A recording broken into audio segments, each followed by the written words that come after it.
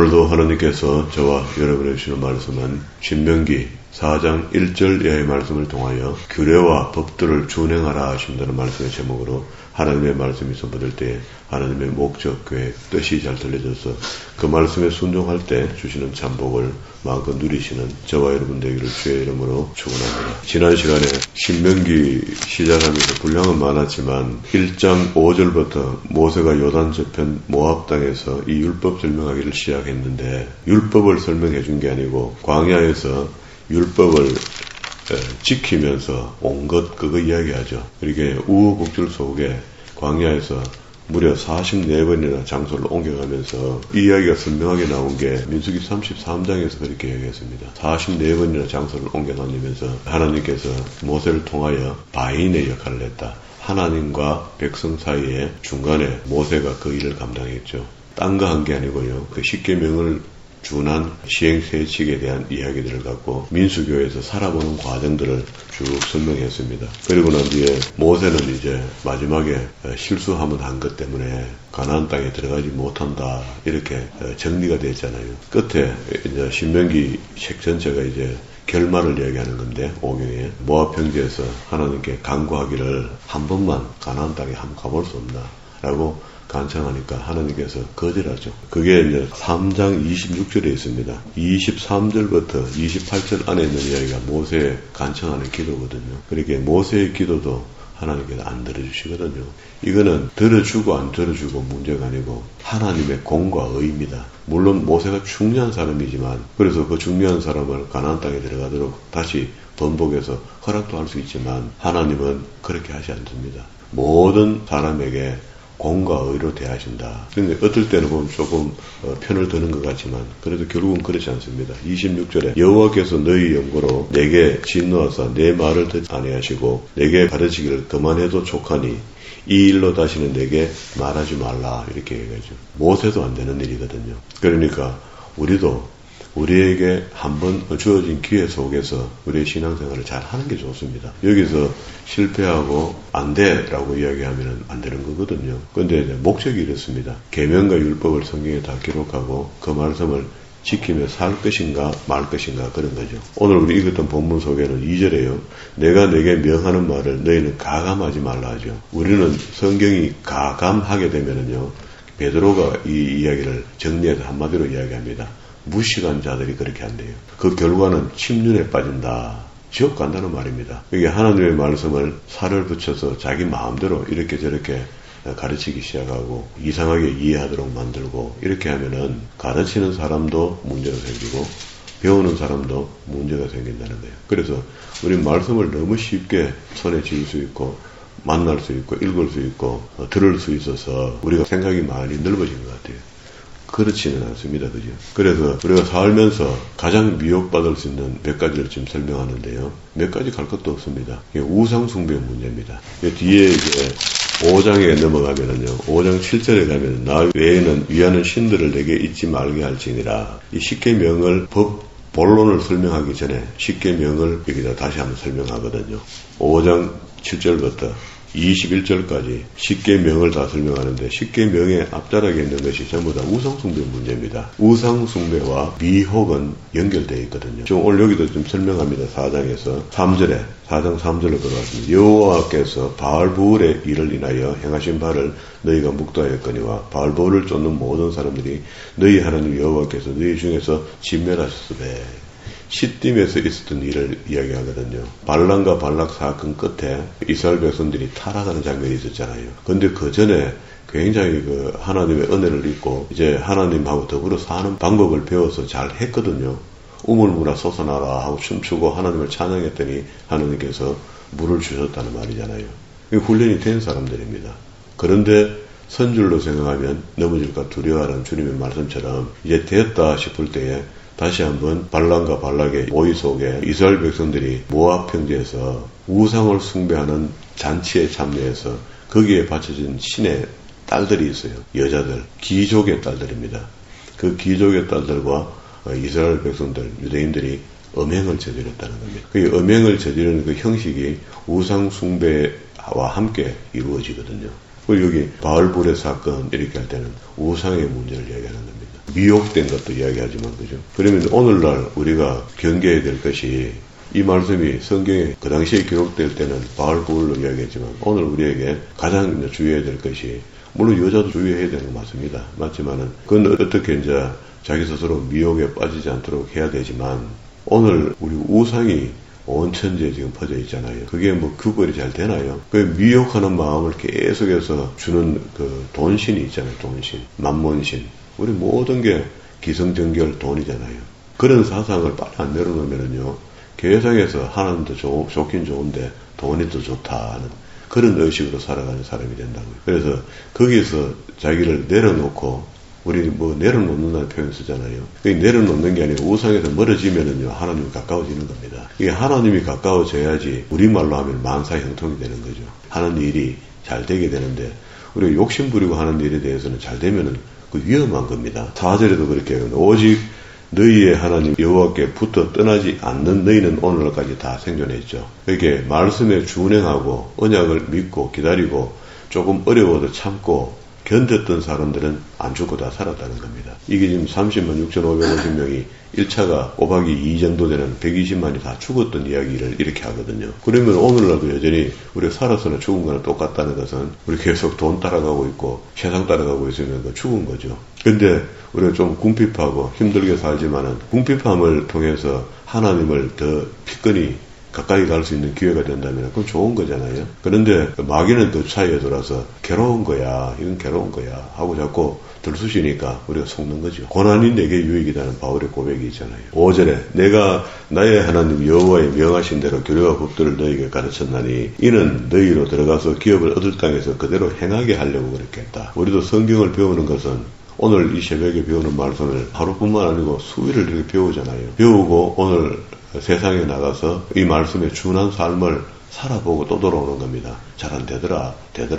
이건 뭐지? 하고 궁금증을 가지고 오면은 하나님께서 대은혜 말씀을 통해서 알게 하고 깨닫게 한다. 너희는 지켜 행하라. 그리하면 열국 앞에서 너희의 지혜요 너희의 지식이라. 그들이 이 모든 규례를 듣고 이르기를 이 큰 나라 사람은 과연 지혜와 지식이 있는 백성이로다 하고 예수 믿는 사람을 칭송한다는 것은 하나님의 말씀대로 준행하며 사는 사람들이 세상 사람들이 보고 칭송하는 것, 그 칭송이 하나님께 영광이 된다. 그런 이야기입니다. 그리고 이제 9절로 왔습니다. 호렙산에서 언약했던 것, 처음 하나님이 그 호렙산에서 십계명을 주면서 피의 언약을 하게 됐잖아요. 그게 출애굽기 20장에서 십계명을 받고 그 이후에 24장에서 피의 언약을 하게 되는데요. 그 이야기 지금 다시 한번 이야기합니다. 오직 너희는 스스로 삼가 내 마음을 힘써 지켜라.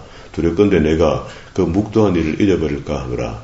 두렵건대 내 성전하는 날 동안에 그 일들을 내 마음에서 떠날까 하노라. 너는 그 일들을 내 아들들과 내 손자들에게 알게 해라. 이런 말은 다시 가르쳐 주라는 겁니다. 이게 그냥 알려주는 정도가 아니고 아주 심각합니다. 가르쳐 줘라. 그래서 내가 호렙산에서 내 하나님 여호와 앞에 섰던 날 10절 후미에 보면요. 그 날 동안에 나 경외함을 배우게 하며 그게 하나님의 말씀을 가르친다는 것은 하나님을 경외한다는 것이 두려워한다는 뜻이거든요. 두려워함을 배우게 하며 그 자녀에게 가르치게 하려 하노라 하시매 12절에 여호와께서 화염 중에서 너희에게 말씀하시되 음성뿐이므로 너희가 그 말소리를 듣고 형상을 보지 못하였느니라. 13절 여호와께서 그 언약을 너희에게 반포하시고 너희로 가리켜 너희로 지켜라 명하셨으니 곧 십계명이며 두 돌판에 선 것인데 이게 출애굽기로 보면 호렙산에서 만날 때 하나님께서 모세를 통해 주신 것이 십계명이잖아요. 그 십계명을 확대해서 해석한 것이 출애굽기 20장에 있는 말을 더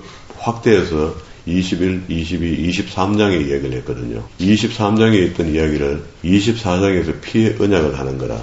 그래서 이걸 갖다가 여기 지금 이야기하면서 보세요. 14절에 그때에 여호와께서 내게 명하사 너희에게 규례와 법도를 교훈하게 하셨나니 이는 너희로 건너가서 얻을 땅에서 배운 것을 지금 광야에서는 연습한 것밖에 없고요. 실질은 가나안 땅에 들어가서 그 말씀에 준행하며 그 언약을 믿으며 십계명을 지키며 살아라 하는 거거든요. 그 십계명이 지금 없어졌나 말이야. 안 하죠. 지금도 여전히 있거든요. 너무 간략하게 압축되어 있어서 모르겠지만 그 성경을 이제 정리해주면 그렇잖아요. 그래서 처음에 십계명 받은 것이 10가지 계명인데 그 돌판에 새겨진 거 맞습니다. 그걸 갖다가 하나님께서 모세에게 십계명에 확대해서 해석하면 이런 내용이란다 하고 상세히 설명을 했는데, 그때 그렇게 상세히 설명했는 것을 가지고 민수기 속에서 광야에서 살아봤는데 1세대가 그 말씀에 준행하지 못하고 불평하고 불만하다가 다 죽어버렸죠. 그리고 난 뒤에 남은 사람들 2세대와 3세대가 모압 평지에 지금 남아서 신명기의 말씀이 기록되는데, 모세의 생각은 그런 겁니다.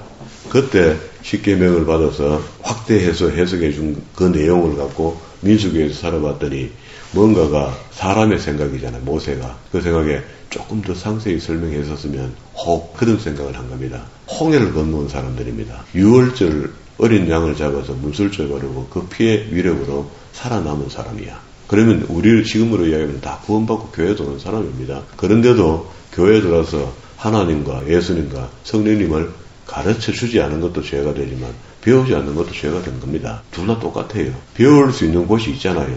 가르치는 목사가 있잖아요. 작심만 있잖아요. 그러면 배워야 되는 거죠. 그리고 배운 말씀대로 사나 못사는 내 문제거든요. 근데 배우지도 못하고 사나 못하나 고민할 것도 없잖아, 사실. 대충 삶아 되니까. 그러면 이제 십계명이 굉장히 중요한데, 왜 중요하냐면요. 아까 이야기한 대로 5장에 부터 이제 본격적으로 율법을 설명하는데, 율법을 서두에 설명할 때 십계명을 앞에서 다시 한번 거론하거든요. 이 십계명을 다시 확대해서 해석하는 것이 26장까지 내려갑니다. 이 성경으로 보면은요, 26장까지 법을 해석해 줍니다. 상당히 많죠. 그리고 다시 불순종과 순종에 대한 따르는 복을 28장에 다시 한번 거론해서, 이거는 레위기에서 이미 한 이야기야. 레위기 26장 안에 축복과 저주가 있거든요. 여기 하나님을 잘 섬기고 바르게 신앙생활을 하면은 하나님께 이런 복을 주겠다고 약속한 것을 모세가 다시 4장 44절부터 본격적으로 법을 이야기하는 게 12장부터입니다. 십계명을 재해석하면서 12장부터 26장까지 법을 해석해서 설명하고 난 뒤에 다시 28장에 와서 복과 저주를 설명했거든요. 그리고 난 뒤에 지난번 시내산에서 십계명을 받고 시행세칙을 설명하고 24장에서 피의 언약을 한 것처럼 여기 29장에 와서 다시 피의 언약을 해요. 그럼 1세대 피의 언약을 한 사람들은 다 죽어버리고 없어요, 지금. 다시 2세대와 3세대에게 지금 피의 언약을 하는데요. 호렙에서 이스라엘 자손과 세우신 언약 외에 29장 1절입니다. 여호와께서 모세에게 명하사 모압 땅에서 또 그들과 세우신 언약의 말씀이 이러하다 하면서 이 말씀을 십계명의 시행세칙을 26장까지 이야기했잖아요. 그리고 26장의 이후에 결과가 축복과 저주를 하겠다 하면서 여기까지 온 거거든요. 그리고 지난번 출애굽기 24장에서 피의 언약을 한 것처럼 여기 와서도 피의 언약을 하는 겁니다. 9절에 그런즉 너희는 이 언약의 말씀을 지켜 행하라. 그리하면 너희 하는 모든 일이 형통하게 된다고. 이거 이상도 이하도 없습니다. 하나님의 말씀을 잘 준행하려고 잘 지키지는 못해도 애쓰는 사람에게 하나님이 복을 안 주시겠나 말이죠. 우리는 이제 얼마나 잘 지켜서 점수가 몇 점 남았느냐 이거에 관심이 있지만 사실 하나님은 그 관심 없는 것 같아요. 얼마나 나를 경외하고 두려워하고 말이야. 하나님이 주신 말씀의 준엄함을 알고 지키려고 애를 썼나 안 썼나. 그리고 이제 언약의 대상을 설명하는데요. 10절에 오늘날 너희 곧 너희 두령과 너희 지파 너희 장로들과 너희 유사 이스라엘의 모든 남자 그리고 유아들 아내들 객 그리고 외국인들 모두들 전부 다 이 언약에 동참시키라는 겁니다. 이스라엘에 섞여 사는 무리까지 전부 다 출애굽할 때 많은 사람들이 섞여 들어왔다 했잖아요. 12절 너희 하나님 여호와의 언약에 참여하며 또 너희 하나님 여호와께서 오늘날 내게 향하여 하시는 맹세에 참여해라. 언약에 참여해라. 자격은 안 되지만 하나님께서 이번에는 다 넣어준 겁니다. 그러면 1세대 자격이 돼서 처음에 피의 언약을 했던 출애굽기 24장에 있었던 피의 언약했던 사람들은 지금 다 죽어버리고 없고 이번에는 포괄적으로 해주는 겁니다. 13절 여호와께서 이왕에 내게 말씀하신 대로 내 열조 아브라함과 이삭과 야곱에게 맹세하신 대로 오늘날 너를 세워 자기 백성을 삼으시고 자기는 친히 내 하나님이 되려 함이라. 14절 내가 이 언약과 맹세를 너희에게만 세우는 것이 아니다죠. 너희에게만 세우는 게 아니고 오늘날 우리 하나님 여호와 앞에서 우리와 함께 여기 선 자와 오늘날 우리와 함께 여기 서 있지 아니하는 자에게까지 그 미래에 올 사람들 전부 다까지 그 미래에 우리가 포함된 거죠. 앞에는 이렇게 약속을 안 했거든요. 그때 당시에 호렙산 밑에 있었던 백성들에게 한 개 다하단 말이야. 이렇게 해서 이 언약을 듣고 이제 이 언약의 대상이 되어서 이 언약대로 사는 사람은 복을 받고 살지 않는 사람은 저주를 받도록 돼 있어요. 근데 우리가 봤을 때 저주받는 사람이 눈알이 툭 튀어나오고 뭐 어디가 사지가 잘라지고 이렇게 저주받는 걸 생각할 게네. 그래 안 되니 그렇지. 잘 먹고 잘 살다가 갑니다. 가지만 예수 잘 믿고 잘 살다가 가는 사람하고 요즘은 뭐 그런 걸 이야기하는 사람이 없지만 옛날에 어른 목사님들은요, 한국 기독교 초기에 목사님들이 다 염도 하고 했거든요. 시골에도 그렇고 도시도 그렇고. 그러니까 돈이 없어서 그래서 목사님 중에는요, 염을 일부러 배워서 성도들이 죽으면은 목사님이 스스로 염을 하는 거야. 염을 하는데 그때 사람들이 예수 믿는 사람들도 해주고 안 믿는 사람들도 해줄 수밖에 없어서 해주는 겁니다. 어려울 때니까. 해주면은 믿지 않는 사람과 믿는 사람이 형격하다는 겁니다. 믿는 성도의 가정에 들어가 보면은요, 시신이 누글누글하대요. 굳어지지 않는데 금방. 물론 뭐 나중에 굳겠지만은 염할 시간까지 가봐도 얼굴빛도 다르고 다르대요. 이게 이 사람은 이제 그런 것들을 표현하는 목사님들의 생각은 이런 거야. 죽기 직전에 누가 와가 자기 영혼을 데리고 가는데 천사가 데리고 가는 거하고 마귀가 와서 데리고 가는 거하고 붙잡혀가는 사람의 입장이 다를 거 아닙니까? 그럼 마귀가 붙잡아가니까 이 땅에서는 아무리 굴림하고 살았더라도 마귀가 영혼을 끌고 가는데 안 괴롭겠습니까? 그러니까 입을 깨물고 손을 막 붙들고 붙잡고 있고 몸을 굳힌다는 거야. 그 꾸겨져 있다는 몸이 색깔도 그렇고. 그런데 예수 잘 믿고 가는 사람 보니까 아주 죽었는데 평안하더라는 거야, 몸이. 그분들의 감정이야. 이거 물론 이거는 객관적입니다. 성경에 그런 걸 기록해 놓은 것이 없으니까. 그렇지만은 경험에 의한 감정인데 우리가 들어보니까 맞겠다 싶잖아요. 죽음을 잘 맞이하는 거 그거 이야기하는 겁니다. 그러면은 이제 29장까지 와서 앞에 출애굽기 24장에 했던 것을 번복해서 다시 한번 이야기할 때는 대상은 지금 달라졌죠. 1세대는 광야에서 민수교회 속에서 다 죽어버리고 남아있는 사람들에게 다시 앞에보다도 훨씬 더 많은 분량의 법 해석을 해준 겁니다. 지난 시간에 이야기한 대로 이 신명기에 있는 법은 읽어보면은 보통 사람도 다 이해가 될 정도로 읽어지는 거예요. 혹시 너희 중에 전쟁에 나갈 병사들을 모병했는데 하나님 말씀하셔요. 모병해놓은 사람들이 우글우글 있는 거야. 이들 중에 약혼식하고 결혼식을 못 올리고 첫날 밤을 한번 지내보지 못하고 전쟁에 끌려 나온 병사가 있느냐? 있대요. 한번 말 돌려보내라는 겁니다. 법을 그렇게 기록해놨다고 서술해서. 그러니까 어지간하면 읽으면 다 알 수 있도록 해놨죠. 이런 예를 봤을 때 우리에게 십계명을 주고 십계명의 시행재칙을 주었던 이 모든 말씀들은 우리가 지킬 만하다는 겁니다. 그리고 또 신약에서는 우리에게 하나님께서 뭐를 줬습니까? 로마서 8장에 한번 보고 봅시다. 요한복음 14장과 16장에 있는 보혜사 성령에 대한 소개가 있잖아요. 예수님께서 십자가에 못 박혀 돌아가시고 부활하시고 승천하시고 나면은 다시 이제 보혜사 성령의 시대가 열린다 했죠.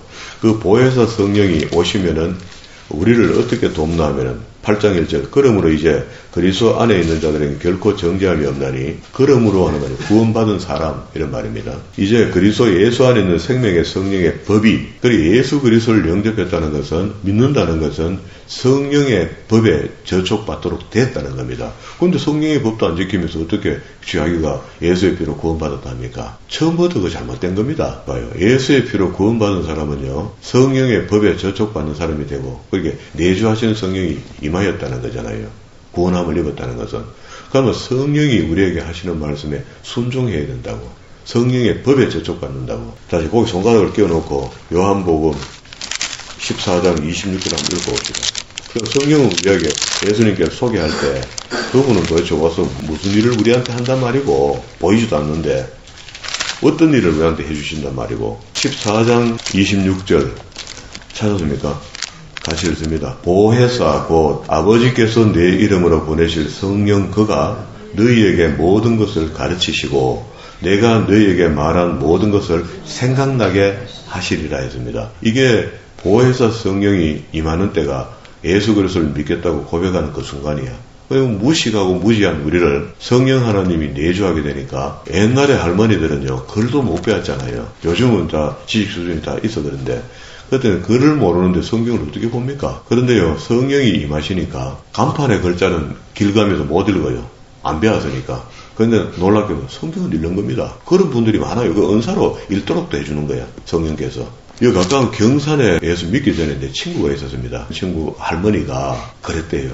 교회 가더니 글자를 읽기 시작하더라는 거예요. 그런데 그 할머니하고 밖에 나와서 도로가에 있는 간판을 읽어보라고 하면 못 읽는다는 거예요. 그거 하나님 은사입니다, 은사. 그러면 예수님께서 지금 이게 14장 16절부터 보혜사를 소개하거든요. 소개하는 가운데 그 보혜사가 오게 되면은 이런 일을 하실 거야 하고 가르쳐 준 거거든요. 그러면 우리는 예수님의 말씀이니까 믿어야 되는 거죠. 보지는 못했지만 우리는 느끼고 있잖아요. 보혜사가 우리에게 임한 것을. 그 보혜사가 오셔서 우리에게 임하게 될 때에 아까 이제 8장 4절로 돌아갑니다. 그러면 우리 속에서 일을 하시는데 근데 그분의 성품이 아주 온화한 것 같아요. 윽박 지르고 우리한테 막 비인격적으로 대하고 그렇지 않는 것 같아요. 마귀는 우리에게 들랑날랑하면서도 우리를 비인격적으로 대하거든요. 그럼 여기는 자 8장 1절에 그러므로 그리스도 예수 안에 있는 자는 결코 정죄함이 없다. 이미 구원 받았으면 끝입니다, 사실은. 그런데 진짜 네가 구원 받은 거 맞나 말이야. 이는 그리스도 예수 안에 있는 생명의 성령의 법이 죄와 사망의 법에서 너를 해방하였습니다. 율법이 육신으로 말미암아 연약하여 할 수 없는 그것을 우리는 구원함을 받고 하나님의 백성이 되었다는 것은 하나님의 쉽게 명에 준행한 사람이 되어야 되거든요. 되는데 그렇게 되는 사람은 율법이 육신으로 말미암아 연약하여 우리가 잘 지키지 못하는 거야. 갈등도 있고 하나님은 하시는데 곧 죄를 인하여 그 자기의 아들을 죄 있는 육신의 모양으로 보내어 육신의 죄를 정하사 그게 예수 그리스도를 믿음으로 회개하는 것 때문에 죄가 다 사함 받잖아요. 육신을 쫓지 않고 이제는 그 영을 쫓아 그 영 누구? 보혜사 성령. 성령의 법에 저촉받는 사람 쫓아 행하는 우리에게 율법의 요구를 이루어지게 하려 하십니다. 그러면은 우리가 걱정할 거 하나도 없어요. 율법을 제가 설명하는 것은 알아라고 설명하는 거고 이해하라고 설명하는 겁니다. 이렇게 되었으니까 필연적으로 성령의 도우심을 받고 우리가 율법에 준한 삶을 살 수밖에 없도록 되어 있는데 이제 예수님 말씀은 너무너무 중요하니까 우리 예수님 말씀을 다 듣잖아요. 지금 오늘 십계명을 이야기하다가 여기 왔는데 그러면 마태복음 5장에 한번 가봐요. 5장에 가면 산상수훈을 통해서 주님께서 우리에게 알게 하시는 건데 5장 17절에 내가 율법이나 선지자를 폐하러 온 줄로 생각하지 말고 폐하러 온 것이 아니요 완전케 하려 함이로다. 진실로 너희에게 이르노니 천지가 없어지기 전에는 율법의 1.1개도 반드시 없어지지 않고 다 이룬다고 말씀하시죠. 그리고 완성되었으면 그걸 제쳐놓고 새로운 법을 기다립니까? 아니죠. 이루었다는 이야기는 그 법에 준행하며 살아야 되는데 그리고 우리가 살 생각해보면 아득하거든. 아득하니까 율법은 우리가 상관없다는 겁니다. 율법이 상관없는 게 아니고 보혜사 성령이 우리를 통하여 율법을 지키도록 도와주시겠다는 겁니다. 그런데 보세요. 뒤에 20절에 보면은요. 내가 너희에게 이르는데 너희 의가 서기관과 바리새인보다 나지 못하고는 결단코 천국에 들어가지 못한다 해줍니다. 여기 기준은 뭡니까? 바리새인들은 완전히 율법주의입니다. 여기 서기관 역시 완전 율법주의입니다. 그렇게 율법을 그 사람들보다 더 바르게 지키지 않고는 천국에 들어가기 어렵다는 거야. 그러면은 우리에게 지금 이렇게 어려운 숙제를 남겨놓고 그냥 예수님께서 십자가에 못 박혀 돌아가셨었는가? 그런 게 아니고 봐서요. 정확하게 십계명을 다시 한번 또 설명합니다. 예수님의 공생이 시작되고 난 뒤이잖아요. 그 옛사람이 말한 바 살인치 말라. 누구든지 살인하면 심판을 받게 되리라 하였다는 것을 너희가 들었으나 나는 너희에게 이르노니 형제에게 라카라 욕 한마디 했다는 겁니다. 멍텅구리 라는 라카라는 뜻이 멍텅구리 이런 뜻이거든요. 그 정도만 욕을 하고 미워하면은요, 살인한 것이래요. 간음도 똑같습니다. 그런데 여기다가 주님께서 하나님 아들 하나님이신데 본인이 직접 본인에 대해서 이야기하면서 이제 나 외에 형상을 만들어 섬기지 마라. 이렇게는 이야기하기가 곤란하잖아요. 그러니까 알아듣도록 설명한 것이 우리에게 필요한 것들만 먼저 설명한 겁니다. 십계명에서. 그러면은 우상숭배 문제 이런 건 하지 말라는 이야기입니까? 하라는 이야기입니까?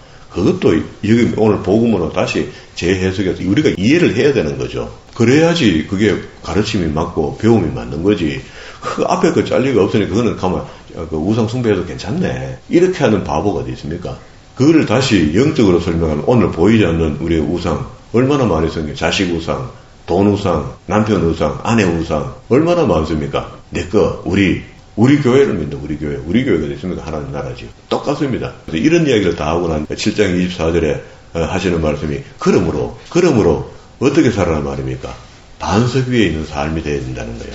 하나님의 진리도 없는 게 그 믿는다 하고 말이야. 엉뚱한 소리하고 그거 안 된다. 처음에 예수 믿었으면은 잠잠하게 교회 들어와서 처음부터 끝까지 배워라 빨리. 배우고 난 뒤에 네가 진짜 성령이 임하여 그 성령이 가르치는 대로 하나님을 알고 예수님을 알고 성령님을 배우고 난 뒤에야 하나님의 일꾼을 쓰임받을 거 아닙니까? 영도 철도 모르고 온 말이야 가시채를 들고 시장통을 쫓아다니는 것처럼 막 예수 믿으라고 가함 지르고 막 가시채를 들고 흔드니까 그거 안 찔릴 사람이 어디 있습니까? 찔리는 사람은 전부 욕하는 거예요. 예수 좋아하네. 니 꼴 보이게 흩었다 텄어. 그리고 무슨 전도가 되겠어요? 이런 전도를 100년을 했으니 처음에는 그게 뭔가 있어서 부자된다까지 갔다가 이제는 아예 냉대하잖아요, 지금은. 100년 만에 이 모양이 되어버렸잖아요. 이거보다 더 경건해야 되죠, 우리가. 더 거룩해야 되죠. 이게 구약에서부터 내려오는 십계명에 대한 하나님의 애틋한 마음이야. 그럼 다시 이제 본문으로 돌아가 봅시다. 시간이 많이 돼서 마쳐야 되겠습니다. 적어도 우리가 성경이 오늘 아침에 이야기했던 이것만이라도 이렇게 해서 이렇게까지 되었고 이렇게 주님께서 죽어주시고 이렇게 우리한테 당부하셨는데 하나님이 구약에서 당부하신 말씀이나 신약에 예수님께서 몸소 오셔서 우리에게 당부하시는 말씀의 결론이 뭡니까? 하나님의 말씀 창세기부터 계시록까지 일단 배워라. 바르게 알아라. 그리고 거기에 합당한 삶을 살려고 애를 써봐라. 그러면 성령이 너희를 돕는다. 이런 말 아닙니까? 그러면 안 된다고 할 수 있는 말은 하나도 없습니다. 왜? 나는 못하는데 내한테 내가 구원받을 때 내주하시는 보혜사께서 그렇게 하시는데 성경 모르겠다 나는. 그것도 안 되는 겁니다. 보혜사가 너희가 읽고 듣고 배운 것을 깨닫게 도와주시는 거야. 그게 성경이 안 도우시면은요, 성경 한자도, 한 단어도 이해를 못 하는 겁니다. 안 되게 돼 있잖아요. 그러면 이제 호렙산에서 했던 이 언약에 대해서 얼마나 중요했던지 13절, 4장 13절에 여호와께서 그 언약을 너희에게 반포하시고 너희로 지키라 명하셨으니 곧 십계명이며 두 돌판에 친히 선 것인데 오늘 십계명을 예수님께서 해석하시는 영적 해석까지 다 들었으면 찾아봤습니다. 그럼 그 주변을 다 읽어봐야 되겠죠, 우리가. 읽을 분량이 상당히 많아졌습니다. 출애굽기 1장부터 24장까지. 그리고 여기 신명기로 본다면 앞쪽에서 법만 읽어봐도 12장부터 26장까지인데 사실은 4장 44절부터 앞에 이 법을 설명하기 전에 당부하는 이야기들이 있거든요. 그거 다 읽어봐야 돼. 그게 전부 다 은혜의 말씀이야. 그리고 29장에 가서 피의 언약을 하는 것까지. 그리고 뒤에 그렇게 애절하게 다 설명을 하고도 모세는 모세대로 유언을 남기고 또 하나님은 하나님대로 모세 입을 통해 또 유언 같은 말씀을 또 하시거든요. 뒤에 남아있는 부분이. 이렇게 하시고 떠나갔는데 이스라엘 역사 속에서 하나님 말씀을 배역하고 우상숭배하고 안 믿더라는 겁니다. 그래서 할 수 없이 하나님의 아들 하나님께 직접 오셔서 죽기까지 하시면서 우리에게 다시 법 해석을 해준 겁니다. 십계명을 영적으로. 그러면 이제 구약에 있는 여기 앞에 있는 것은 좀 유명무실하게 되지만 출애굽기에 있는 것들은 민수기에서 이미 죽었으니까 두 번째 언약한 이 신명기의 약속은 그대로 오늘 우리에게까지 다 존속돼 내려오는 거야. 그리고 그리스도께서 오셔서는 영적으로 십계명을 재해석해 준 겁니다. 그러니 우리가 십계명을 떠났다. 십계명을 떠났다는 것은 아예 성경을 모르는 겁니다. 십계명에 준한 시행실칙을 배워서 우리가 준행하며 살아야 되는데 그래서 세상의 법도 그 속에 다 들어있거든요.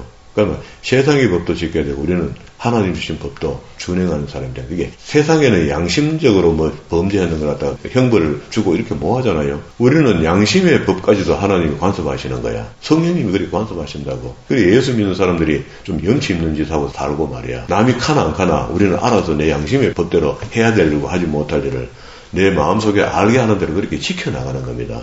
그게 옳은 믿음의 사람 아닙니까? 그게 하나님의 광고판 아닙니까? 그게 하나님의 전도지 아닙니까? 그리고 이제 이 책으로 본다면 4장 15절에 보세요. 여호와께서 호렙산 화염중에서 너희에게 말씀하신 날에 너희가 아무 형상도 보지 못하여서 너희가 깊이 삼가라. 두렵건대 스스로 부패하여져서 하면서 십계명에 대한 설명을 또다시 하고 있거든요. 그러니까 우리가 성경을 모르는 상태에서 하나님을 잘 믿는다는 거, 예수님을 잘 믿겠다는 거, 그거 전부 거짓말입니다. 왜? 지멋대로 믿거든요. 그러면 안 된다.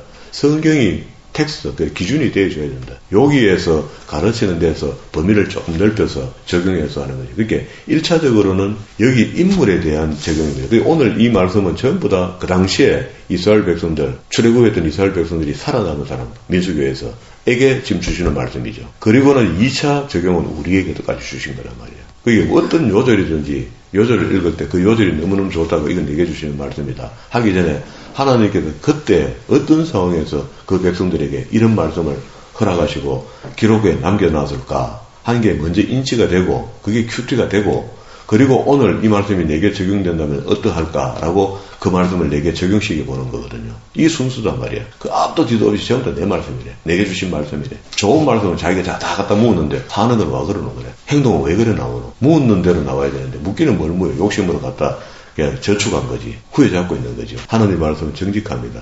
우리에게 이 말씀대로 살면은 복이 되고 이 말씀대로 살지 않으면은 힘든 일이 생겨요. 생길 수밖에 없는 겁니다. 이걸 갖다가 우리가 투덜거릴 수 없잖아요. 말씀대로 사는데 왜 안 되노 하면 조금 더 살아봐야 돼요. 그게 바울이 그런 고생 안 해도 될 정도의 집안의 사람이거든요. 그런데도 불구하고 그는 스스로 주의 길을 가면서 고난이 내게 유익이다 했어요. 그래서 그런 선진들의 이야기를 우리가 그대로 받아들이고 오늘 우리 예수 믿는 것이 고난이 왔다면 그건 복인 줄 알아야 됩니다. 그 아무나 고난 받습니까 지금? 피해 뿌리는데. 이런저런 일에 대해서 우리가 좀 더 담대한 믿음을 가지고 하나님의 선전판으로 애쓰고 힘쓰며 살아가는 저와 여러분 되기를 주의 이름으로